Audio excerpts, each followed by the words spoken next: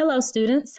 This is Dr. Henry, your instructor for BUS 215, which is Business Communication. This week we are in Chapter 2, and this video serves as an introduction to give you a preview of what this chapter talks about.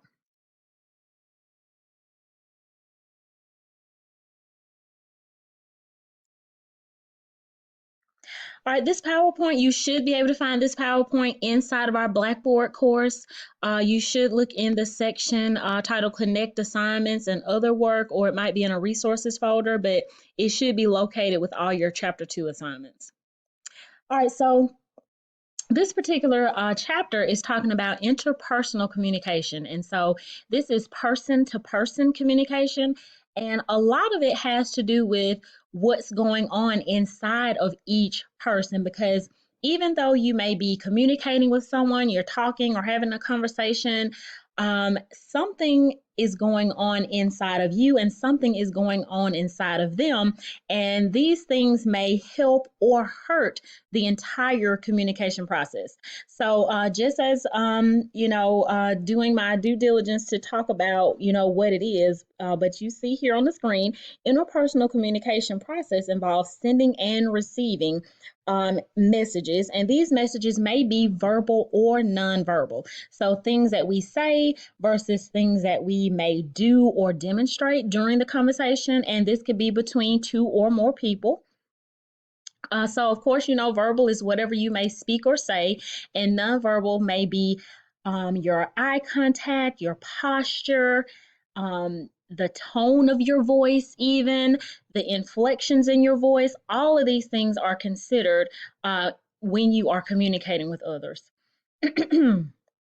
Another component of interpersonal communication is the exchange of simultaneous and mutual messages. So things are happening simultaneous means at the same time you are giving messages, you are receiving messages, and then there's a negotiation between those.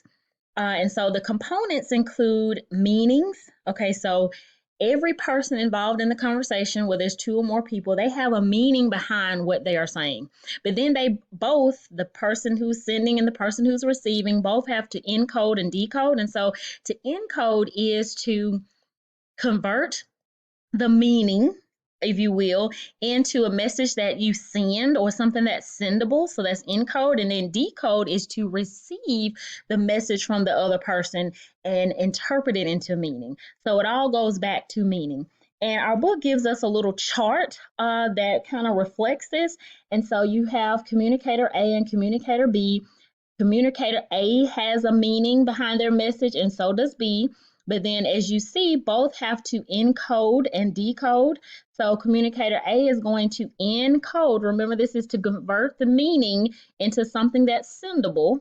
Okay, and then they have a medium that they send the message through. It could be verbal communication, which is what most of this chapter is about, but it could be something written as well.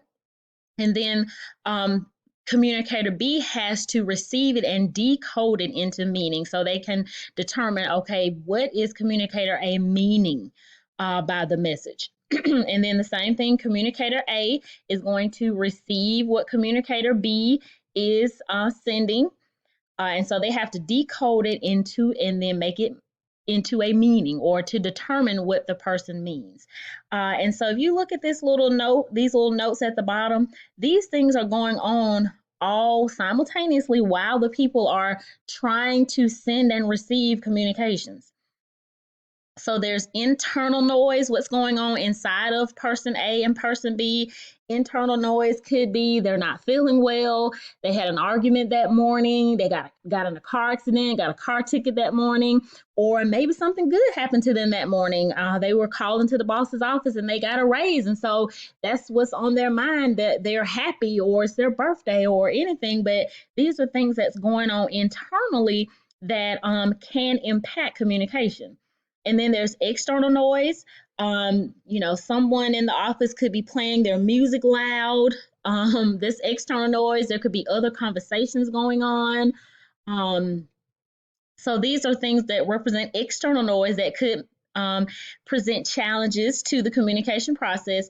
And then there are the filter of life experiences. So Communicator A is coming to the conversation with life experiences. Communicator B is also coming to the communication with life experiences, and so they could have similar backgrounds, or maybe they don't.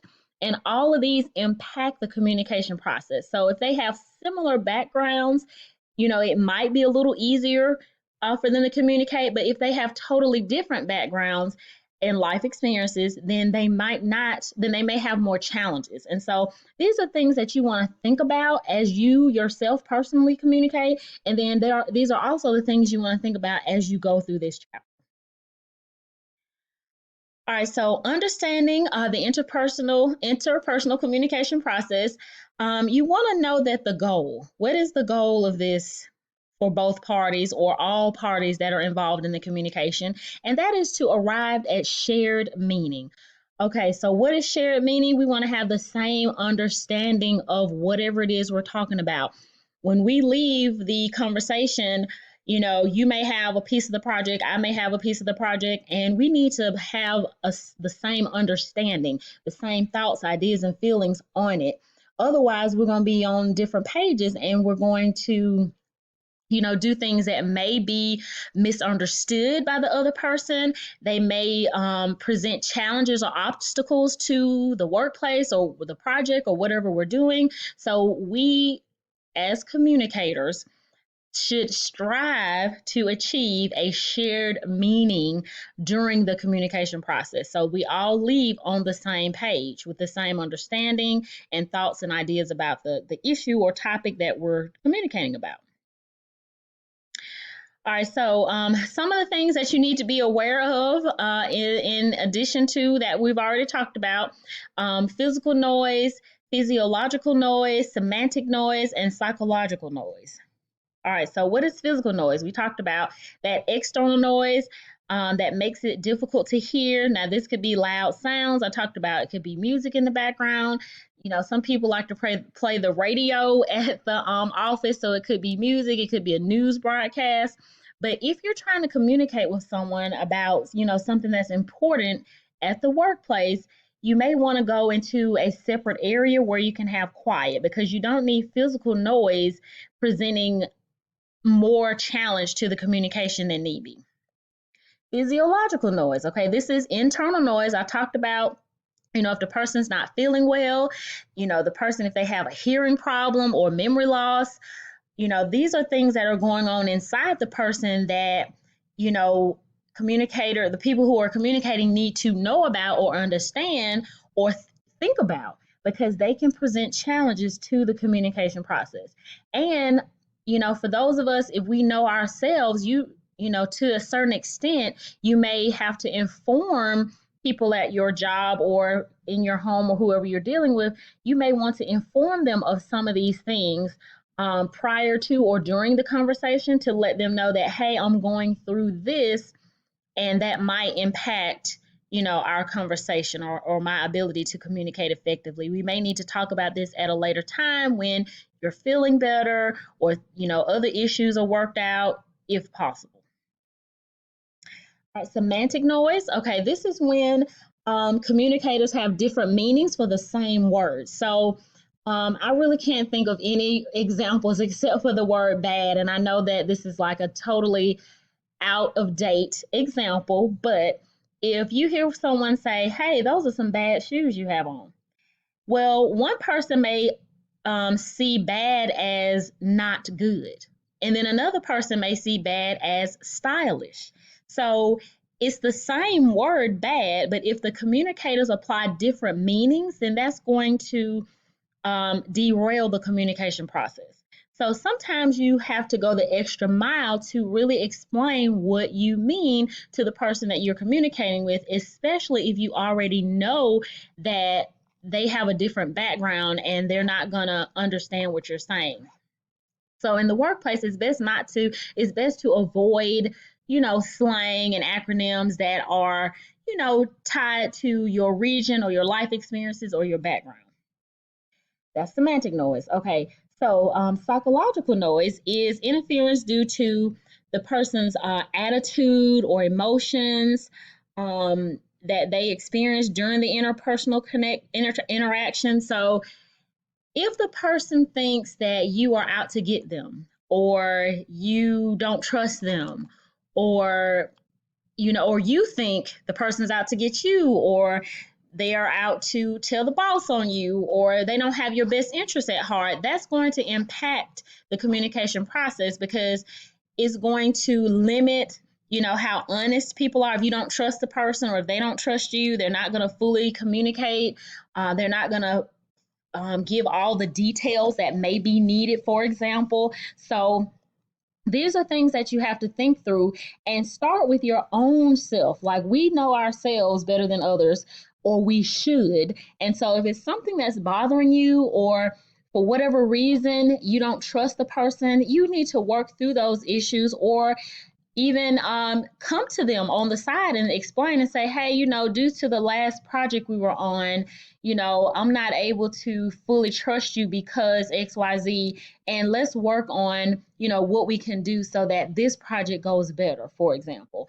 So all of these things can impact each of us, and it's important for us to be aware of these things and how they can impact the communication process, the interpersonal communication process. Okay, we talked a little bit also about lifetime experiences, and so there again, be careful to consider your background and the backgrounds of others during the communication process. And other things that I think the last things that I want to talk about here is emotions. And so you have emotional intelligence, and then you have emotional hijacking. So emotional intelligence has to do with your understanding and managing of emotions in a way that helps to serve the goals of you and your company.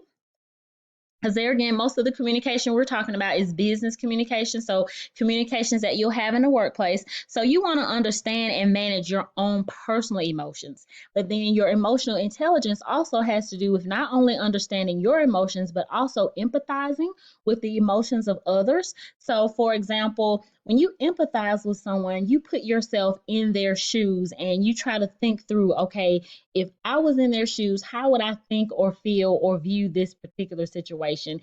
And then you can adjust your communications based on that understanding of empathy that you have for them.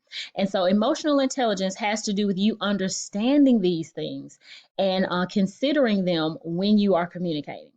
Okay, emotional hijacking is when you allow your emotions to control your behavior, and this may be good or bad.